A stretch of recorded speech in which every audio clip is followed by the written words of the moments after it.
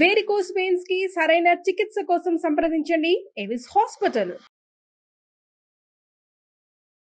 నమస్తే, welcome to Suman TV. ప్రస్తుతం మనతో ప్రముఖ జ్యోతిష పండితులు బ్రహ్మశ్రీ నందిబట్ల శ్రీహరి శర్మ గురుగారు ఉన్నారు. వీరితో ఈరోజు కొన్ని విషయాల గురించి మనం చర్చిద్దాం. నమస్తే గురుగారు. వాగర్థావివ సంపృక్తో వాగర్థ ప్రతిపత్తయే జగతః పితరౌ వందే పార్వతీ పరమేశ్వరౌ. సదాశివ సమారంభాం శంకరాచార్య మధ్యమాం అస్మదాచార్య పర్యంతం వందే గురు పరంపరాం. ఆదిత్యాయ చ సోమాయ మంగళాయ బుధాయ చ గురు శుక్ర శనిభ్యశ్చ రాహవే కేతవే నమః. శృంగేరి జగద్గురు పీఠాధిపతులకి, కంచి పీఠాధిపతులకి నమస్కారములు తెలియజేసుకుంటూ కార్యక్రమాన్ని ప్రారంభిద్దాం. గురుగారు, అందరూ కూడా సామాన్యంగా కొన్ని ప్రత్యేకమైన రోజుల్లో ఉపవాసాలు ఉంటూ ఉంటారు. అయితే మామూలుగా అయితే ఉపవాసాలు ఉన్నప్పుడు ఎలాంటి నియమాలు పాటించాలి, అండ్ మనకి వారంలో ఎన్ని రోజులు ఈ ఉపవాసం అనేది ఉంటే మంచిదని అంటారు? ఉపవాసము అంటే అంటే దగ్గరగా, వాసము అంటే నివసించడం. అంటే ఉపవాసం ఎందుకు ఉంటామమ్మా అంటే, ఏ దేవత ఆరాధన ఎవరైతే చేస్తుంటారో, అమ్మవారిని పూజించేవాళ్ళు, అయ్యవారిని పూజించేవాళ్ళు, విష్ణువుని, ఈశ్వరుణ్ణి, అలాగే సూర్యుడిని, గణపతిని, సుబ్రహ్మణ్య స్వామిని పూజించేటువంటి వాళ్ళు, శక్తిని అనగా అమ్మవారిని పూజించే వాళ్ళందరూ కూడా ఆ అమ్మవారికి ఇష్టమైనటువంటి పూజా విధానాలలో ఉపవాసం కూడా ఒకటి. కాబట్టి ఆ రోజున ఆ దేవతా నామాన్ని స్మరించుకుంటూ ఆ దేవతకి దగ్గరగా ఉండే విధానంగా అలవాటు కాస్త అది ఉపవాసంగా అయిపోయింది. పూర్వకాలంలో ఎలా చేసేవాళ్ళంటే నిరంతరమైనటువంటి నామస్మరణ చేసుకుంటూ ఉండేవాళ్ళు. ఈరోజు ఉపవాసం అంటే ఏదో బొటాబొటిగా ఏమి తినకుండా ఉండడము, అందున కడుపుకి సంబంధించి ఆకలి వేసినప్పుడు ఏవైనా పాలు పండ్ల పదార్థాలు తినుకుంటూ ఉండడం, ఆ రోజంతా దినచర్యలో భాగంగా వాళ్ళ పనులు చేసుకుంటూ ఉండడం, ఇది ఈ విధంగా మారిపోయింది.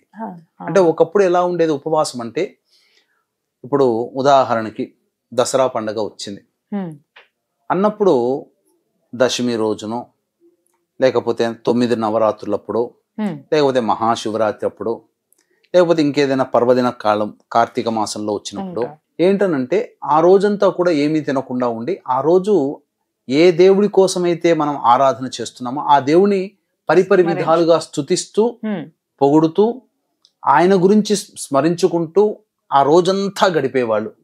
ఆ విధంగా ఇటు ఏమైపోయేది, శరీరము పూర్తిగా ఆరోగ్యంగా ఉండిపోయేది, అటు పుణ్యాన్ని కూడా సంపాదించుకునేవాళ్ళు. ఈ రోజున అది కాలక్రమేణా దేవతారాధన కంటే కూడా మన దైనందిన పనులు చేసుకుంటూ తినకుండా ఉంటున్నారు కొంతమంది ఈ విధంగా. కానీ కొంతమంది కటిక ఉపవాసం కూడా ఉండేవాళ్ళు ఉన్నారు, అంటే ఎటువంటి పదార్థాన్ని కూడాను భుజించకుండా. అయితే ఈ ఉపవాసం అనేటువంటిది ఏ ఏ సందర్భాల్లో చేయాలంటే, మనకు శాస్త్ర ప్రకారం చెప్పబడినంటే ఎప్పుడు పడితే అప్పుడు ఉపవాసం చేయాలని మనకు చెప్పబడలేదు. ముఖ్యంగా కొన్ని పర్వదినాలలో కొన్ని దేవతలకు సంబంధించినటువంటి ఉపవాసాన్ని పాటించాలి. ఉదాహరణకి రథ సప్తమి ఉంది. గురుగారు, మనకంటే కొంతమంది సోమవారాలని, మంగళవారాలని, మళ్ళీ ఇలా శుక్రవారాలని ఉపవాసం ఉంటూ ఉంటారు కదా ప్రత్యేక. అది ఒక పొద్దు, వారానికి ఉండేది ఒక పొద్దు. కానీ శాస్త్రం ప్రకారము ఉపవాసం అనేటువంటిది ఎలా ఉండాలి అని అంటే, ప్రధానంగా మనము యుగ యుగాల నుంచి ఆచరిస్తున్నటువంటి విధానము ప్రతి నెలలో, అంటే పౌర్ణమి ముందు వచ్చే ఏకాదశి, అమావాస్య ముందు వచ్చే ఏకాదశి, ఈ ఏకాదశి తిథి ఉన్న రోజున నెలకి 2 రోజుల పాటు ఉపవాసాన్ని ఉండేవాళ్ళు. ఇది అనాదిగా వస్తున్నటువంటి ఆచారం. అయితే మన ఈ ఆచారాన్ని మనము పాటించట్లేము, కానీ విదేశీయులు ఈ ఆచారంలో ఏదో ఉంది అని చెప్పి వాళ్ళు శాస్త్రజ్ఞులు, జపాన్ శాస్త్రజ్ఞులు పరిశోధన చేశారు. చేస్తే భారతీయులందరికీ కూడా ఎప్పుడు పరిశోధన చేశారంటే, ఈ కరోనా వచ్చింది కదమ్మా, ఈ కరోనా వచ్చిన తర్వాత ప్రపంచవ్యాప్తంగా లక్షల మంది జనాలు చనిపోతే మన భారతదేశంలో కొద్ది మంది మాత్రమే, అంటే చనిపోయిన వారి సంఖ్యలో పోల్చుకుంటే భారతదేశంలో చనిపోయిన వారి సంఖ్య తక్కువగా ఉంది. ఎందుకు ఇంత రోగ నిరోధక శక్తి ఉంది అని చెప్పి అన్నప్పుడు, అంటే ఈ భారతీయులందరూ కూడా వాళ్ళ డిఎన్ఏలో, ఇప్పుడు మనం ఆచరించట్లేదు కానీ మన పూర్వీకులు అందరూ ఆచరించారు వ్రతాన్ని, ఏకాదశి వ్రతాన్ని. కాబట్టి ఉపవాసం ఉన్నారు. సాధారణంగా వాళ్ళు తేల్చింది ఏంటంటే, ఏదో నెలలో ఒక 2 రోజులు ఉపవాసం ఉంటే శరీరము తనని తాను పూర్తిగా ఈ రసాయనిక చర్యలు లోపలనే జరిగిపోతాయి. అంటే ఏంటి, శుద్ధి చేసుకుంటుంది, శరీరానికి రెస్ట్ దొరుకుతుంది. ఎందుకంటే ఏ పదార్థం తిన్నా శరీరం, ఆ డైజెషన్ సిస్టము తర్వాత అన్ని ఉంటాయి కదా. ఏ పదార్థం లేకపోతే అప్పుడు అన్ని అవయవాలకి కూడాను రెస్ట్ దొరికి ఆ అవయవాలకి ఉన్నటువంటి మలినాన్ని వదులుకునేటువంటి ప్రక్రియ ఏ అవయవం ఆ అవయవం చేసుకుంటుంది. ఇది ఈ విధంగా చేశారు, ఆలోచన చేసి నెలకి 2 రోజులు ఉండాలన్నారు. కానీ ఈ ఉపవాసం ఉండేటువంటి ఆచరించే విధానం భారతదేశమే, ఇంకెక్కడా లేదు. హిందువులు మాత్రమే ఆచరిస్తారు. కొంతమంది ఇతర మతస్థులు కూడా వాళ్ళ పద్ధతిలో ఉన్నప్పుడు కొన్ని విధాలుగా ఆచరిస్తారు. కానీ ప్రతి నెల ఆచరించే విధానం మాత్రం మన హిందూ ధర్మంలోనే ఉంది, సనాతన ధర్మంలో ఉంది. కాబట్టి వీళ్ళు హిందువులు ఏ రోజున చేస్తున్నారంటే ఏకాదశి అని. అప్పుడు వీళ్ళు ఏం చేశారంటే ఈ పాడ్యము నుంచి పౌర్ణమికి, పాడ్యము నుంచి అమావాస్యకి మధ్యలో వచ్చే ఏకాదశి రోజునే ఎందుకు పెట్టారు అనేటువంటిది ఆలోచన చేశారు. చేసిన తర్వాత ఆ ఏకాదశి రోజున వీళ్ళు రీసెర్చ్ చేశారు, కొంతమందిని ఉపవాసం ఉండబెట్టి. కానీ మామూలుగా ఏదో నెలలో 2 రోజులు ఉపవాసం ఉండే వాళ్ళ దానికంటే ఏకాదశి రోజున ఉపవాసం ఉన్నటువంటి వాళ్ళ యొక్క బాడీలో ఇంటర్నల్ ఆర్గాన్స్ అన్ని చాలా చక్కగా పనిచేయడం మొదలు పెట్టాయి, రోగ నిరోధక శక్తి పెరిగింది. కాబట్టి ఏకాదశి నాడు ఉపవాసం ఉండడం సర్వత్రా శుభకరం అని చెప్పి వాళ్ళు తేల్చి చెప్పారు. అప్పటి నుంచి మన వాళ్ళు పాటిస్తున్నారు ఎక్కువగా. ఈ విషయాలు ఎవడో రీసెర్చ్ చేసి చెప్తే, కానీ అనాదిగా అనేక సంవత్సరాలుగా మనకు వస్తున్నటువంటిది ఇది. కాబట్టి ఇక్కడ మనం గమనించాల్సింది ఏంటంటే ఏ దేవుణ్ణి ఆరాధన చేస్తామో ఆ ఏకాదశి రోజున ఆ దేవత ఆరాధన చేసుకుంటూ భుజించకుండా, దానికి నియమాలు కూడా చెప్పబడి ఉన్నాయి. ఉపవాసానికి ఉండబడేటు నియమాలు. ఏ పర్వదినాన ఉపవాసం ఉండాలని అనుకుంటారో ఆ పర్వదినం కంటే ముందు సాయంత్రం అనగా సూర్యాస్తమయం తరువాత ఎటువంటి పదార్థము కూడా భుజించకూడదు.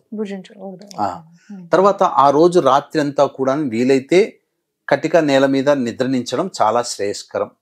తదనంతరం ఏ రోజున ఏ దేవతారాధనని మనం దృష్టిలో పెట్టుకుని ఉపవాసం ఉండాలనుకుంటున్నామో సాధారణమైతే ఏకాదశి రోజున కూడా చేయవచ్చు. ఆ రోజునంతా కూడాను సాత్వికమైనటువంటి ఆహారం, పాలు పండ్ల పదార్థాలు తీసుకోవచ్చు. ఎందుకంటే శరీర మాధ్యం కలు ధర్మ సాధనం. ఈ శరీరము ఆరోగ్యంగా ఆనందంగా చెయ్యడానికి ఉత్సాహంగా ఉంటేనే మనం ఏ పనైనా చేయగలం. కాబట్టి షుగర్ బీపీ ఉన్న వాళ్ళైతే ఉండలేరు.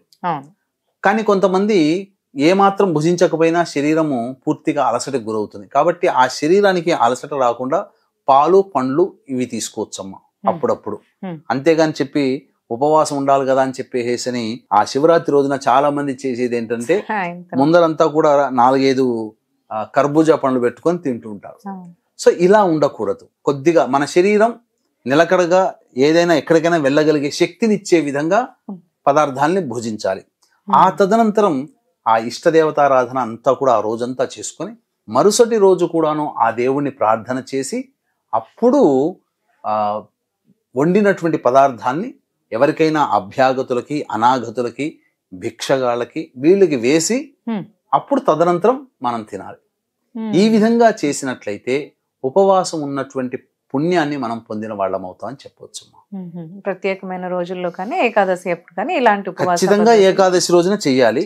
ఇంకా ప్రత్యేకమైనటువంటి పర్వదినాలు వచ్చినప్పుడు చేస్తే చాలా మంచిది. అలాగే గురుగారు, ధన్యవాదాలు. సర్వం శ్రీ ఉమామహేశ్వర పరబ్రహ్మార్పణమస్తు.